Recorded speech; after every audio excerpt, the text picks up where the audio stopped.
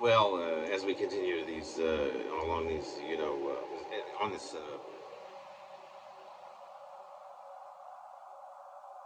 self-effacing path of delusion. Anyway, whatever it is, we're up to December the 14th, 2019, number 2,942.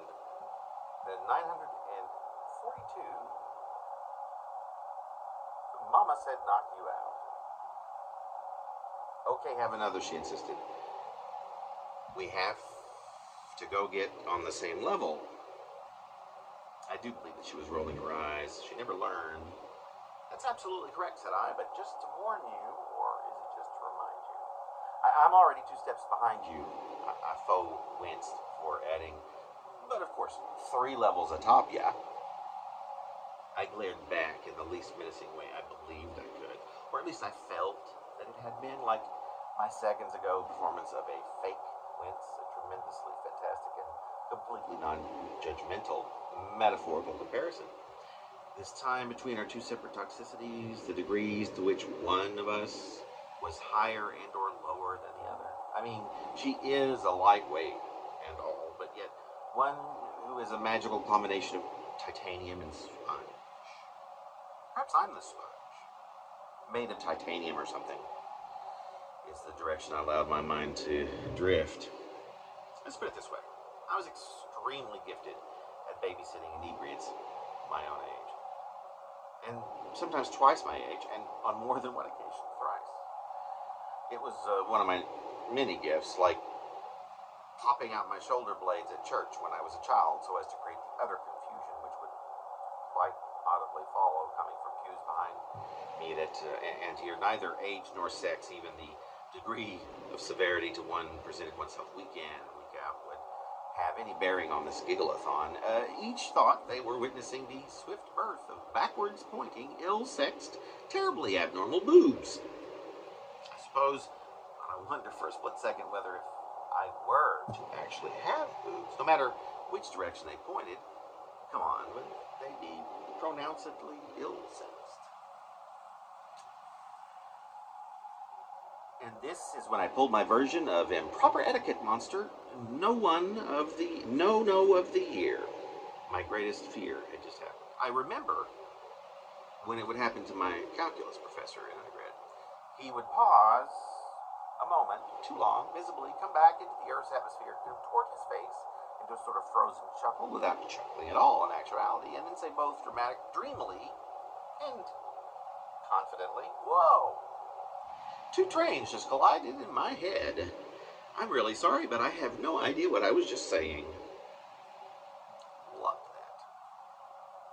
The best part was that this would almost always coincide with the end of the class for the day, no matter whether it was anywhere close to lunchtime. But on those days when he didn't allow the tragedy that had just occurred in his head to be a catalyst for class dismissal, he would never fail to call on me to answer his next calculus question, which did not seem calculated at all unless he was seeking a bigger answer, like my demise, because these would always be non sequitur and sometimes even non-calculus queries. Riddles, I would even suggest, would be the better word than question or query. To this day, I believed that it was only because I laughed the hardest and the longest at his cheesy train brain drain joke.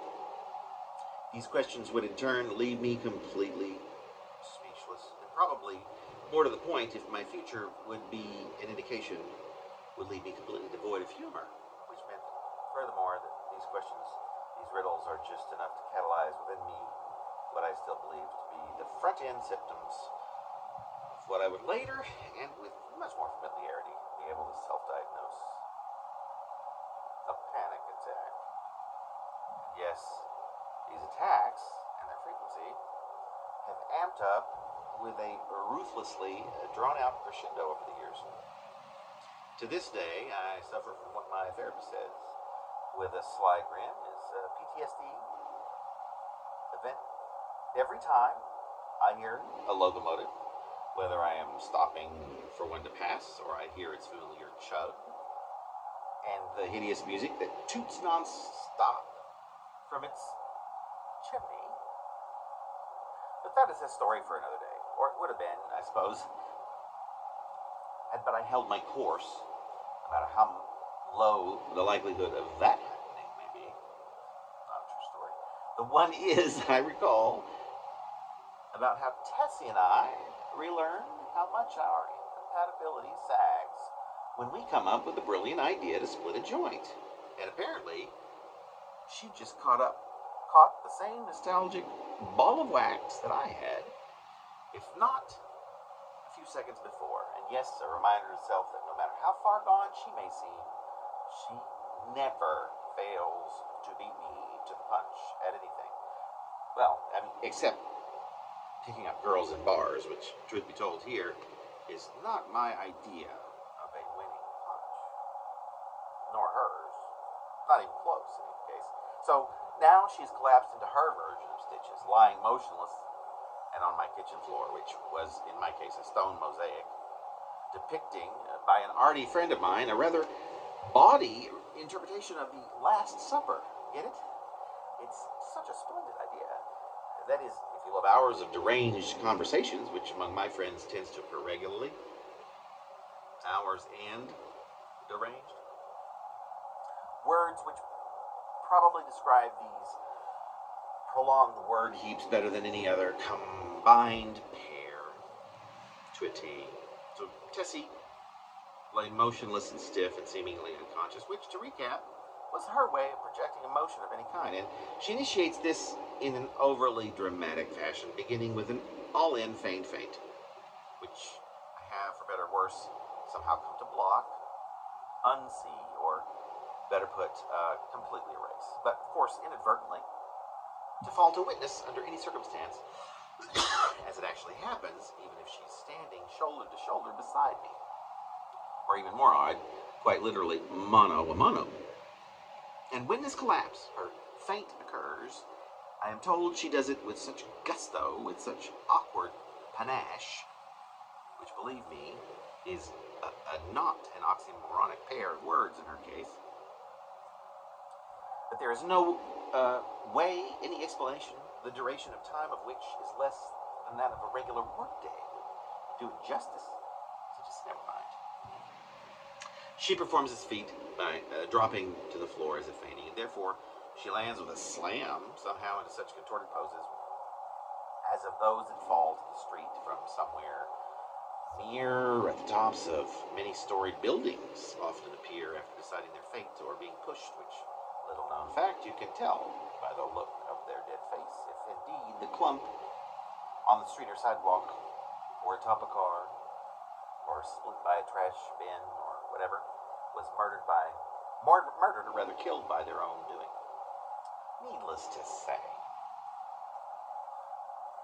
somewhere in the clump of Tessie, which began as a collapse my mind disputes, and who is now a noiseless and movement-free, misshapen pile on my kitchen floor, she is somewhere in there, pejoratively and punnily, laughing her ass off. In fact, now this scene is starting to make much more sense.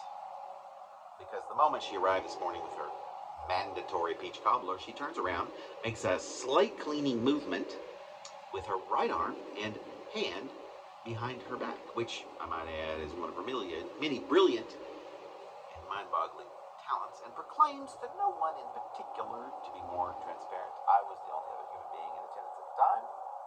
My butt is getting flatter and flatter, don't you think? I am totally becoming my husband. To which I had to do some quick and intense recollection. As it turns out, she was correct. They do both have flat asses. This garners a rather less false look of menace, I hope. Sure, I was performing. It's inevitable, isn't it? I mean, everything we do is a performance, really. Well, maybe it was. Perhaps in actuality, I had become my own performance. And why not? Because that's what we do, I pondered. Reiteratively. Just to let it sink in. Of course, I'm not angry, darling. put on my best calm, my most convincing matter of fact, and continue to clean the kitchen counters. We had just finished a comedy brunch, our own miniature version of Live at the Apollo, in the breathable comfort of my very own home. It is our monthly gig, and while we were often less than hilarious, we are a close-knit mix of the people I love. Friends for life. A wonderful side piece to the one that I just read. Anyway, and like all those who live life, we're made of the most randomly diverse group of individuals imaginable. I can only use my imaginative gauge, but you get the picture. And boy, when we get together like this, it was always such a hoot. Family does exist, if even in the imagination. And hey, do not knock it until you've tried it.